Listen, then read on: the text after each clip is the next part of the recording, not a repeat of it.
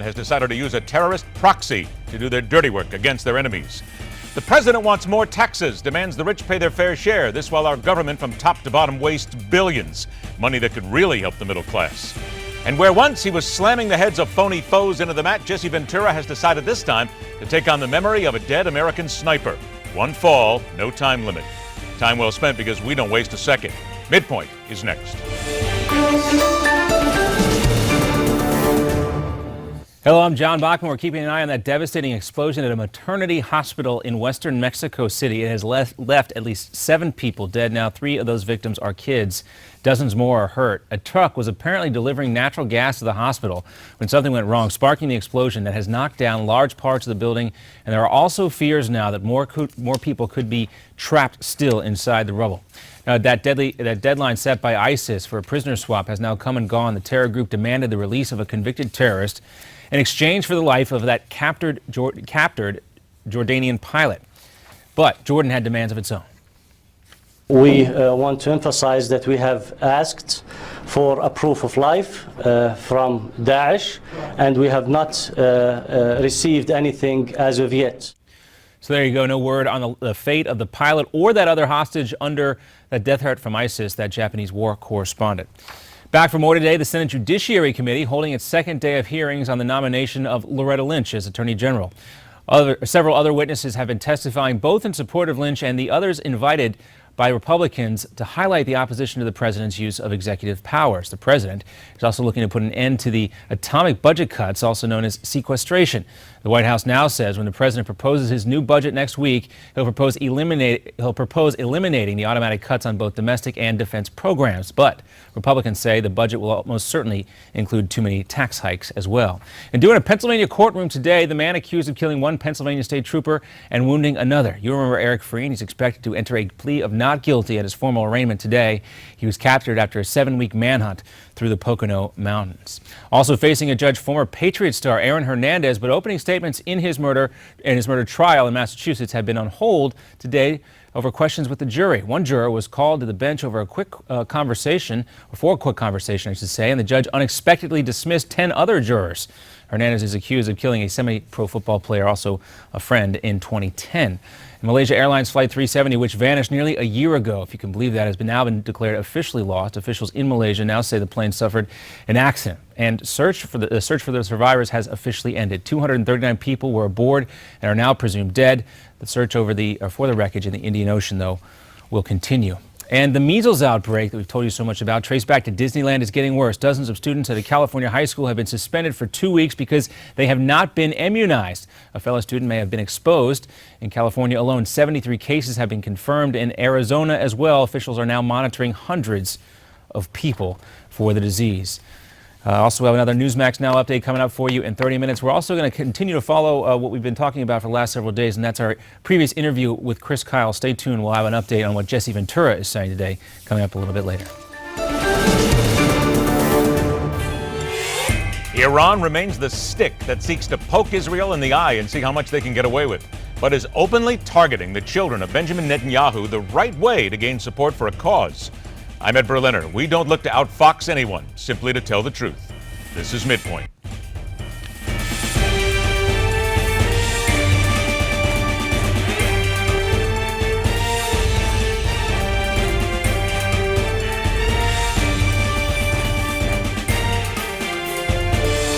מי שעומד מאחורי ההתקפה היום ישלם את בנו המחיר. מזה זמן איראן מנסה באמצעות חיזבאללה.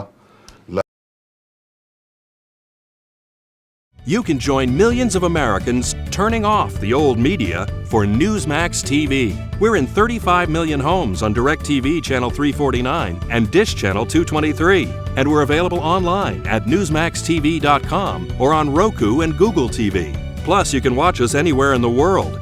Just download our free Newsmax TV app from your iPhone or Android. Do it today and find out why millions are tuning in Newsmax TV. For real news, better talk.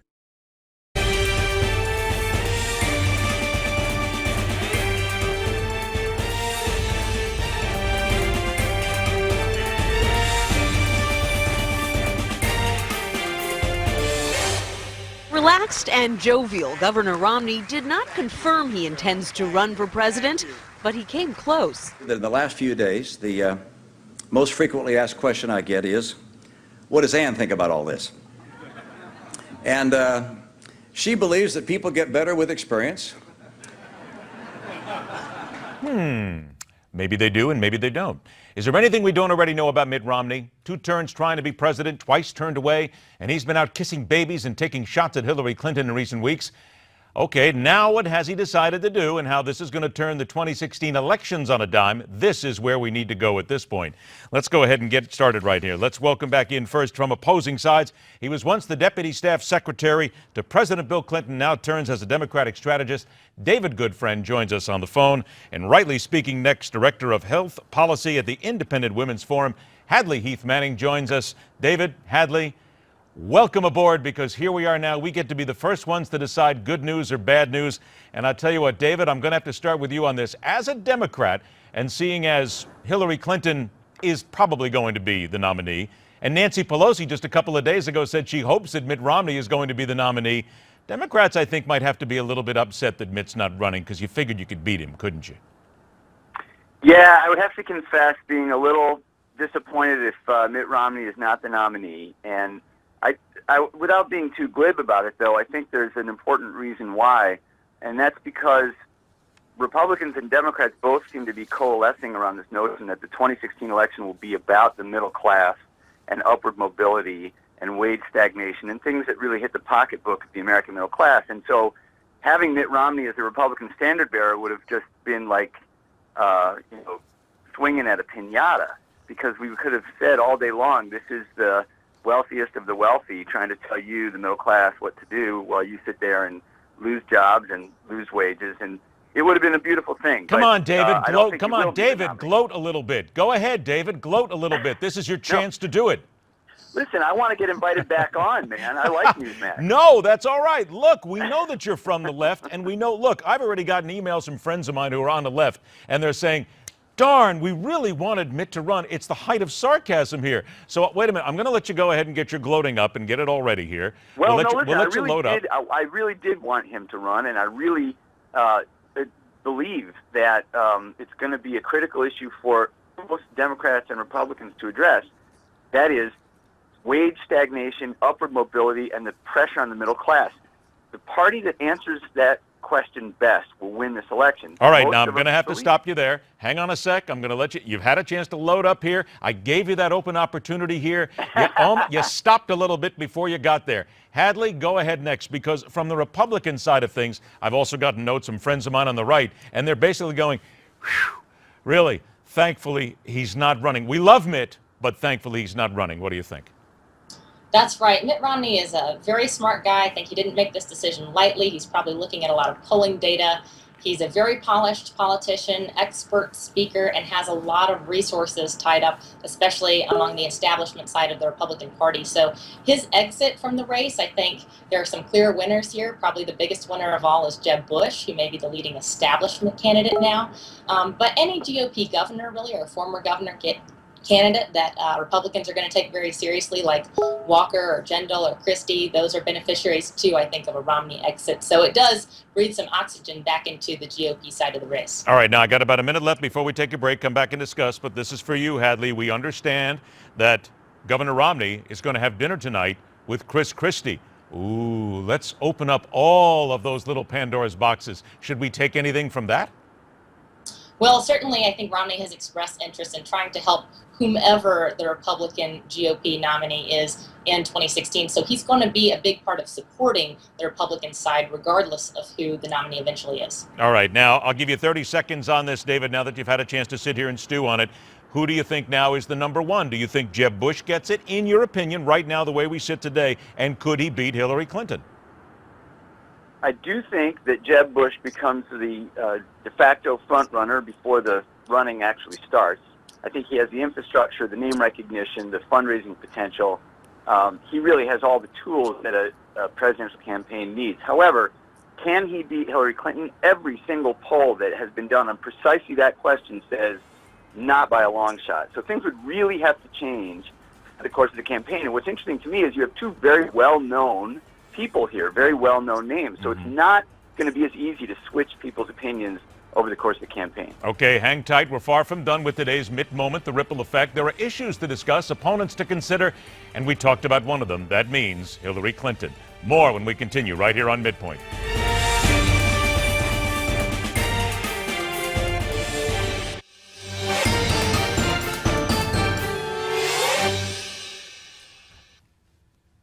Mitt's moment of decision, the political shockwaves across the nation. Welcome back into MidPoint. We can now see him. He's now willing to go ahead and show his face. Democratic strategist and former Deputy Staff Secretary to President Bill Clinton, David Goodfriend on the left. Rightly speaking, Hadley Heath Manning is Director of Health Policy at the Independent Women's Forum. David, you get to stew for a moment here because we're going to make you think about this. I'm going to go to Hadley first. All right, Hadley, so Mitt Romney is now out of the race. Everybody believes it's Jeb Bush now, and a lot of people are even anointing him at this point. Wait a minute. This is January. We are a year and a half away at best. Aren't we just really putting the cart before the horse here and saying that just because it's a Bush name here, that people are automatically going to go for him? I agree with you, Ed. It's still very early. We're not even sure who exactly is in yet and who exactly is out yet.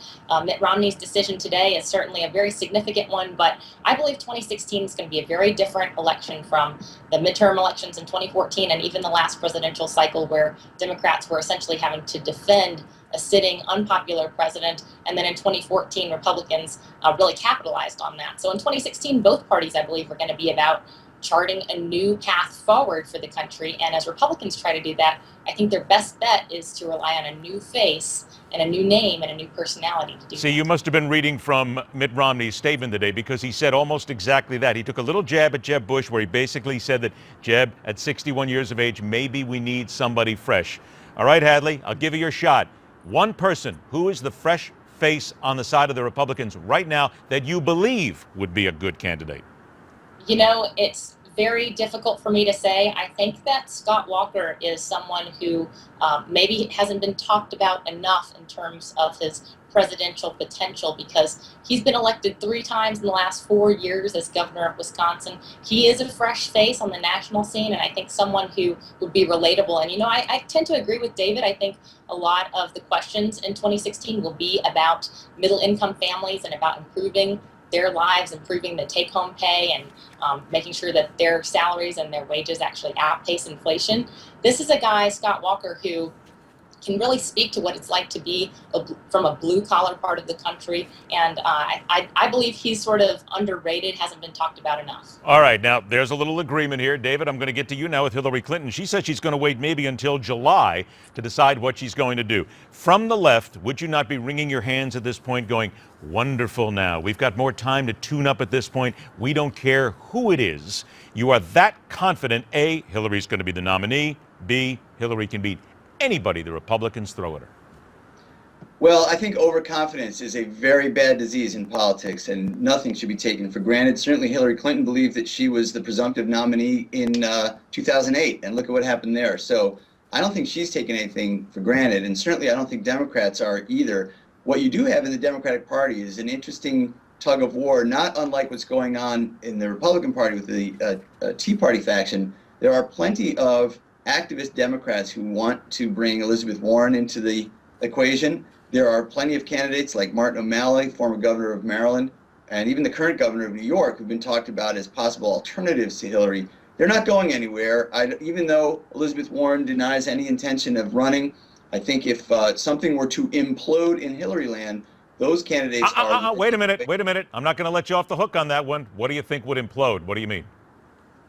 Well, I think if Hillary Clinton is not careful, she's going to be defined by her opponents on the right, and I think that's extremely dangerous. I think personally, I believe postponing a launch of the campaign poses its own set of risks for her because she lets others define her.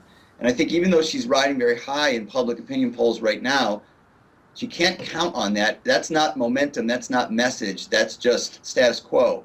And I think she needs to really treat this like a fight and get in earlier rather than later, or else she is going to become outflanked on both the left and the right. Okay, only got about a minute left. So, David, a quick answer from you then, 10, 15 seconds. Whom on the Republican side do you think the Democrats do fear? Well, I think if it's not Jeb Bush, I think someone like Marco Rubio presents significant risk to Democrats because he can position himself as a moderate on a lot of issues and reach out to Latinos, which are a key voting constituency of Democrats right now. I think it's somebody along those lines, not Scott Walker. I hate to say, I'm from Madison, Wisconsin, born, raised, and educated, and I don't see him as capable of taking on a national campaign against Hillary Clinton. Hadley Heath, 30 seconds left. I saw you shaking your head when he mentioned Marco Rubio. Certainly in terms of national electability, I think Marco Rubio is a great name and he's got a great record and he's a very young candidate, could not only reach out to the Latino voting bloc, but to young voters as well. So I certainly agree with David. Marco Rubio would be a formidable candidate. Walker, we'll see. I think he's got a great record on the policies, but in terms of politics, I agree with David. He may have some hurdles to overcome in terms of national attractiveness. All this today, and guess what? We have just begun. Everything just got interesting again and entertaining in the world of politics, with all respect to Governor Romney. David, good friend. Don't worry about it, David. You're always invited back. You can show your face again. Not a problem. Hadley Heath Manning, always a pleasure again. Thank you so much for joining us, both of you. We'll talk soon. Thank you. Thank you. All right. You people should be ashamed of yourselves for watching the Super Bowl and just helping send a